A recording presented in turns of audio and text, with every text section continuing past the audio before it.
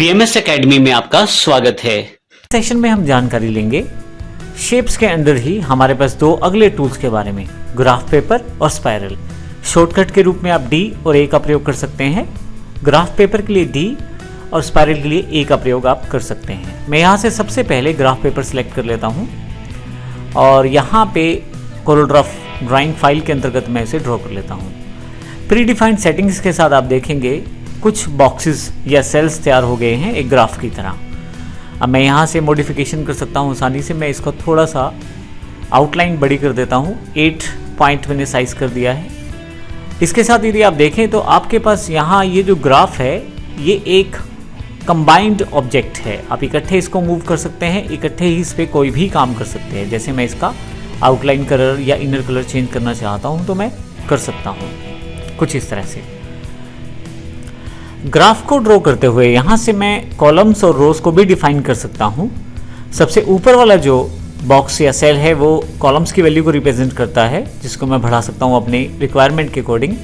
नीचे वाला रोज को डिफाइन करता है। यहाँ से मैं 4-4 का ग्राफ बनाना चाहता हूँ, अर्थात 4 कॉलम और 4 रोज का। इसी तरह से यहाँ से मैं आउटलाइन लाइन का साइज डिफाइन कर सकता हूँ और अभी मैं ओके कर लेता हूँ इसे। और साथ ही यहाँ से स्टाइल भी डिफाइन कर सकता हूँ। फिर से मैं ओके कर लेता हूँ। अब यदि मैं ग्राफ ड्रॉ करता हूँ तो आप देखेंगे 4x4 का आपके पास एक ग्राफ ड्रॉ हुआ है जिसमें 4 कॉलम्स हैं और 4 रोज इसमें अवेलेबल हैं। जो लाइन का स्टाइल है वो डिफरेंट है क्योंकि हमने यहाँ से लाइन का चुनाव अलग किया है। अब चाहे तो इसको फिर से मॉडिफाई कर सकते हैं और यहाँ से जिस तरह का भी आप डिज़ाइन या स्टाइल या साइज चाहते हैं वो आप सेटअप कर सकते हैं। यहाँ एक इम्पोर्टेंट बात, आपका जो ग्राफ रहता है वो बेसिकली एक कंबाइंड ऑब्जेक्ट के रूप में रहता है। मैं पिक टूल से अगर इसको मूव करना चाहूँ ऊपर नीचे तो आप देखेंगे सारा का सारा ग्राफ ऊपर या नीचे की तरफ मूव हो रहा है। आप चाहें तो इसके सेल्स को अलग अलग कर सकते हैं। उसके लिए आप इसे अनग्रुप कर सकते हैं। यदि पिक टूल को सिलेक्ट करते हुए अगर मैं इसे क्लिक करूं तो ऊपर दी गई प्रॉपर्टी बार से यहाँ से आप इसे अनग्रुप कर सकते हैं। मैं क्लिक करता हूं तो ये अनग्रुप हो जाएंगे ऑब्जेक्ट। सिर्फ पहले ऑब्जेक्ट को क्लिक करूंगा ये ऑब्जेक्ट अलग हो जाएगा। तो इस तरह से आप इन ऑब्जेक्ट्स को अलग अलग करके आसानी से, कुछ रिक्वायरमेंट ऐसी रहती है जिसमें आपको काफ़ी सारे रेक्टेंगल्स की ज़रूरत रहती है, तो आप आसानी से ये क्रिएट कर सकते हैं। मैं यहाँ से इसे Ctrl+Z कर लेता हूँ अभी और फिर से Ctrl+Z करते हुए पूरा का पूरा ऑब्जेक्ट दोबारा क्रिएट कर देता हूँ।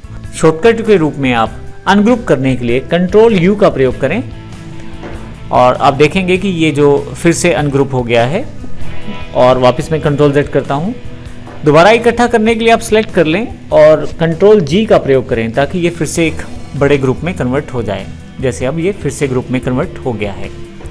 तो इस प्रकार से आप ग्राफ के इन बेसिक ऑप्शंस का प्रयोग करते हुए डिफरेंट टाइप के ग्राफ्स को आप ड्रॉ कर सकते हैं, डिज़ाइन कर सकते हैं और उसके सेल्स को भी अलग अलग करके अपनी रिक्वायरमेंट के अकॉर्डिंग प्रयोग कर सकते हैं।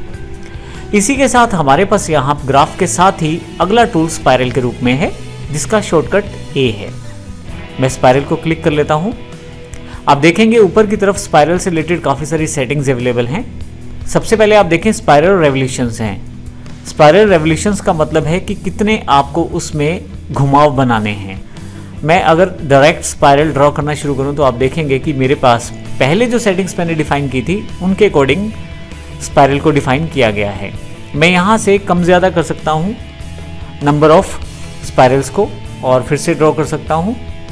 इसके अतिरिक्त यहाँ से मैं सिमेट्रिकल स्पाइरल और लोग अर्थमेटिक स्पाइरल को प्रयोग कर सकता हूँ। मैं अगर सिमेट्रिकल स्पाइरल को प्रयोग करूँ तो आसानी से ड्रॉ कर सकता हूँ, आप देखेंगे यहाँ पे।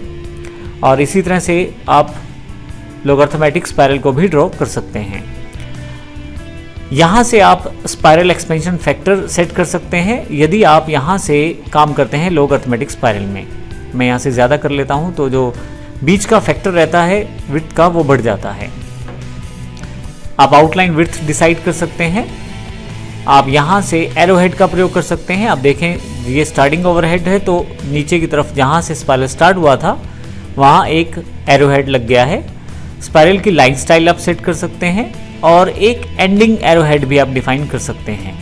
तो इस तरह से आप स्पाइरल को डिफाइन कर सकते हैं आसानी से स्पाइरल में वर्कआउट करते हुए। तो इस प्रकार हमने इस सेशन में देखा कि स्पाइरल और ग्राफ का प्रयोग कर सकते हैं डिफरेंट तरह की शेप्स बनाने में और उनका प्रयोग करने में। इनमें से किसी भी शेप को आप फिर से शेप टूल के साथ मॉडिफाई कर सकते हैं, कुछ इस तरह से अपनी रिक्वायरमेंट के अकॉर्डिंग। जैसी भी रिक्वायरमेंट मेरी है उसके अकॉर्डिंग मैं इनको डिफाइन कर सकता हूँ। तो इस प्रकार हम इन दोनों का प्रयोग कर सकते हैं कोरल ड्रा में डिफरेंट टाइप की डिजाइनिंग के लिए। धन्यवाद।